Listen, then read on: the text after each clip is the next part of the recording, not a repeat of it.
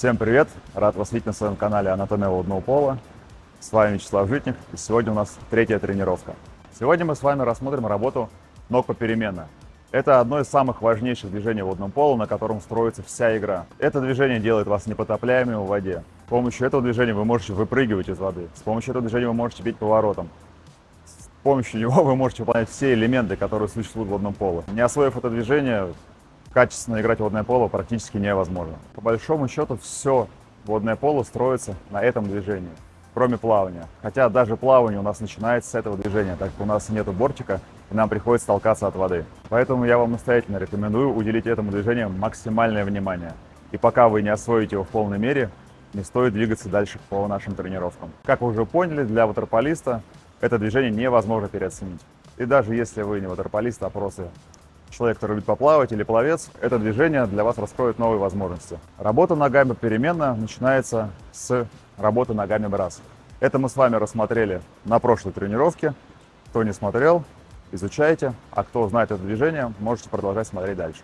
И сейчас я вам напомню, что нам с прошлой тренировки нужно перенести на сегодня.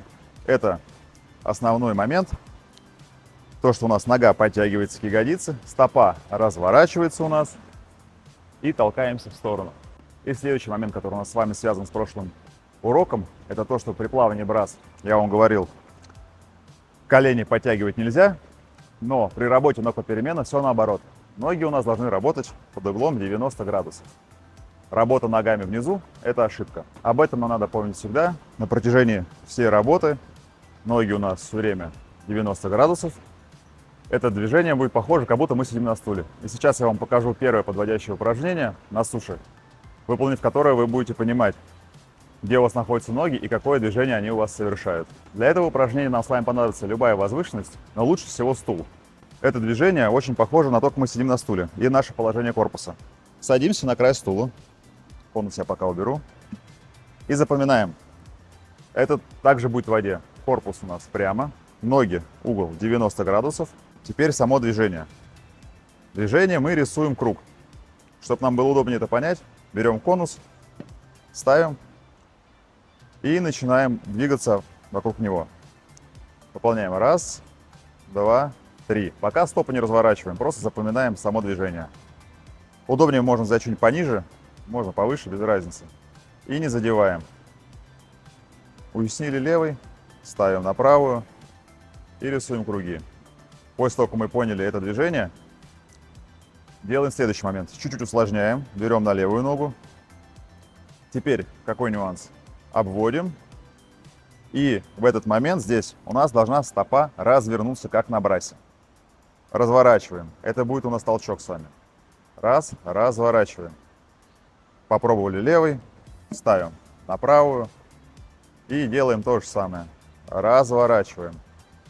Разворачиваем. Обращаем внимание, что ноги должны быть 90 градусов. Корпус не должен валиться. Ну, про корпус мы потом подробнее поговорим. Сейчас обращаем внимание на ноги.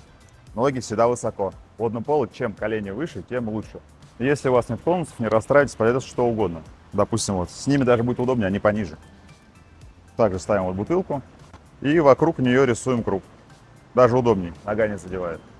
Следующим упражнением, после того, как у нас стало получаться это сидя на стуле, мы пробуем это выполнять возле бортика. Как это выполняется? Подходим к бортику, садимся. Ноги у нас также 90 градусов. И также рисуем круги, стопу разворачиваем и толкаемся. Здесь мы уже с вами можем почувствовать усилие, которое у нас создает нога. И за счет этого усилия мы будем держаться на воде. И также делаем правой ногой, левой ногой. Потом выполняем это двумя ногами попеременно. Наша задача сейчас просто почувствовать, как мы толкаем воду.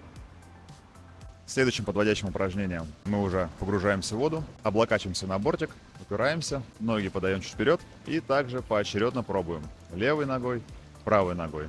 Также следим, чтобы у нас был угол 90 градусов, чтобы ноги у нас не проваливались и стопы разворачивались. Основные ошибки здесь те же самые. Ноги не опускаем, стопы разворачиваем. Следующим этапом мы с вами будем делать это упражнение уже на бортике, но в воде. Так же, как мы это выполняли при работе ногами брас. Также беремся двумя руками за бортик, ложимся на воду И сейчас у нас ноги работают не одновременно, как мы работали на брасе, а ноги у нас работают попеременно. Также рисуем эти круги. Теперь мы уже чувствуем, как мы толкаем воду. И эта энергия должна нас выталкивать. Мы не должны тонуть. Зачем следим? Корпус у нас должен лежать на воде. Ноги у нас с вами 90 градусов. Ноги мы не опускаем вниз. И работа у нас идет не редкая, левый, правый пауза, а работа зацикленная. Левый, правый, левый, правый, левый, правый. Здесь должна быть чистота работы. Не должно быть редких движений. И следующим этапом, когда мы уже почувствуем это возле бортика, нам понадобится с вами доска. Вспоминаем, как мы плавали ноги брас. Также берем доску, ложимся на воду. Только здесь легли на воду. Ноги подтянули, ноги у нас здесь. И начинаем работать попеременно, так же, как мы работали возле бортика. Правый, левый, левый, правый, как вам удобнее. Также добавляем частоту. Только здесь мы уже с вами должны почувствовать, как это нас с вами толкает вперед. Какие самые распространенные ошибки при работе ногами попеременно? Первая самая распространенная ошибка, и она же самая важная, это когда ноги у нас опускаются вниз и работают здесь. Это очень плохо, всегда следим, запоминаем с первой тренировки, ноги у нас высоко, угол 90 градусов, вспоминаем, как мы сидели на стуле. Вторая ошибка, но она переносится с браса, если вы уже брас освоили, у вас ее не будет, это когда стопа у нас не разворачивается. Третья ошибка, когда у нас корпус проваливается, наши ягодицы должны практически торчать из воды, то есть плавки должны быть на поверхности. Следующим этапом, когда у нас уже получилось лежа на воде делать ноги попеременно, переходим в вертикальное положение. Также держим доску. Раньше мы с вами лежали, теперь просто подтягиваем ноги сюда, становимся ровно. Вспоминаем то, что было на стуле, наше положение как на стуле. Но не на стуле, когда мы лежим, а с ровной спиной. Спина у нас ровная, корпус у нас не валится назад и не валится вперед. Вот, напоминаю, ноги у нас 90 градусов, и здесь мы работаем. Для чего нам сейчас нужна доска? Просто чтобы вам облегчить жизнь, и вы могли руки на нее положить, и вам не приходилось сильно работать ногами. Положили руки на доску и спокойненько делаем это движение. На этом этапе, я думаю, это уже будет нетрудно, поэтому, как только почувствовали, что вы спокойно работаете, можно убирать доску и спокойненько достаем кисти из воды. Высоко доставать не надо. Достали кисти и стоим. Если вы уже стоите, у вас нет проблем, поздравляю, вы научились работе ног попеременно. Еще один момент, про который я забыл сказать ранее. Мы не должны шататься из стороны в сторону. Это ошибка. Когда мы стоим на ногах, мы стоим ровно. Нас не болтает. Обычно людей начинают болтать по двум причинам. Первое. Либо у них очень слабая растяжка, и они ногу поднимают, их тянет за собой, и у них получается перекат с одной стороны на другую, чтобы компенсировать отсутствие гибкости. Либо человек делает слишком размашистые движения, вместо коротких, как мы говорили, ноги у нас работают с большой частотой, коротко. И еще один важный момент.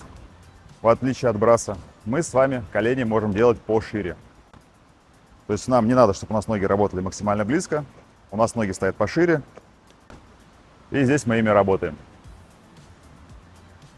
И еще один есть нюанс. Когда мы работаем, будь то 90 градусов, будь то лежа, таз у нас не должен быть выпрямлен. Если у нас таз будет прямой, нам будет не очень удобно, и машинально у нас будут ноги вниз уходить. Поэтому таз чуть-чуть подкручиваем. Небольшое движение, таз чуть подкручиваем.